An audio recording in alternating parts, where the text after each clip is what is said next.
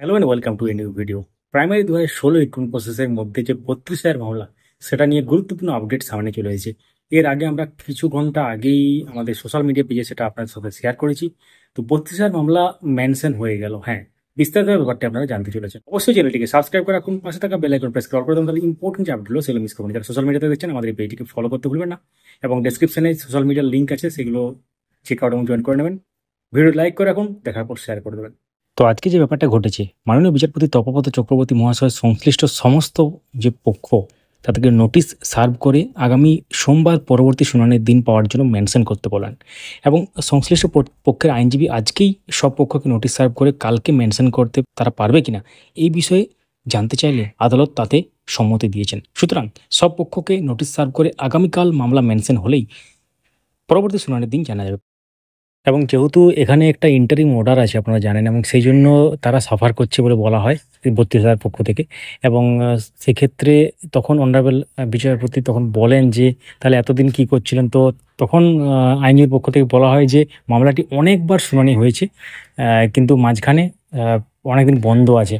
তো তারপরে মাননীয় বিচারপতি তপব্রত চক্রবর্তী বলেন যে আমরা অবশ্যই মামলাটি শুনবো, কিন্তু সব পক্ষকে এগ্রি হতে হবে একটা পার্টিকুলার ডেট ঠিক করার জন্য। তিনি বলেন আইনজীবীকে যে অ্যাপিলেন্টকে ইনফর্ম করতে এবং তাদেরকে আসতে, এবং মামলাটিকে যে মেনশনের ব্যাপারটা সেই জন্য। পরবর্তী শুনানির দিন জানার জন্য আমাদের সঙ্গে যুক্ত থাকুন। আমরা পরবর্তী যে আপডেটগুলো সেটা এই চ্যানেলের মাধ্যমেই আপনাদের সাথে শেয়ার করব। তো 32,000 মামলাটা যারা জানেন না, 2016 রিক্রুটমেন্ট প্রসেসের অন্তর্গত, এবং 2016-তে ট্রেন্ড এবং নন ট্রেন্ড উভয়ই কিন্তু নিয়োগ পেয়েছিলেন।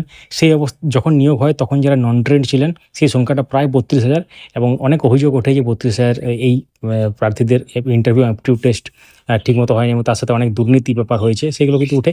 টোটাল 42,000 প্লাস নিয়োগ হয়েছিল। তো তার মধ্যে প্রায় 11,000 মতো ধরুন ট্রেন্ড ক্যান্ডিডেট ছিল, এবং যে মামলাটা এটা হচ্ছে নন ট্রেন্ড ক্যান্ডিডেটদের সংখ্যা প্রায়। তো প্রায় 32,000 যে মামলা সেটা আপাতত অনেকদিন ধরেই কিন্তু লিস্টেড হচ্ছিল না।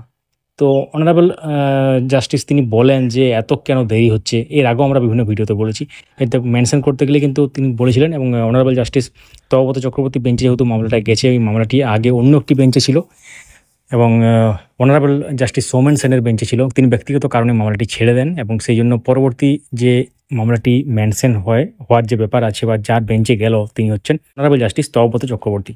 তো তার বেঞ্চে তাহলে মামলাটি চলে গেল। এবং এর আগে আমরা ভিডিওতে দেখিয়েছিলাম যে বেঞ্চ পরিবর্তনের ব্যাপারটা, অর্থাৎ এক্ষেত্রে যে ব্যাপারটা ঘটলো সেটা কিন্তু খুবই গুরুত্বপূর্ণ একটা ব্যাপার, এবং মেনশন করার যে ব্যাপার ঘটলো। এখন কবে পরবর্তী শুনানি হয় সেটা আমরা খবর নিয়ে জানাবো, এবং যে আপডেটগুলো আসবে আমরা ক্রমাগত এই চ্যানেলের মাধ্যমে শেয়ার করবো। সেটা শুধুমাত্র 32,000 কেস নয়, প্রাইমারি, আপার প্রাইমারি, এসএসসি বা যাবতীয় যেসব ব্যাপারগুলো আছে। তো তাহলে আপনারা পুরো ব্যাপারটা দেখলেন। অবশ্যই পরবর্তী আপডেটগুলো পাওয়ার জন্য সঙ্গে থাকুন। ভিডিওটি লাইক এবং সবার সাথে শেয়ার করতে বলবেন না। মূল্যবান মতামত কমেন্টে জানাবেন। Thank you so much for watching.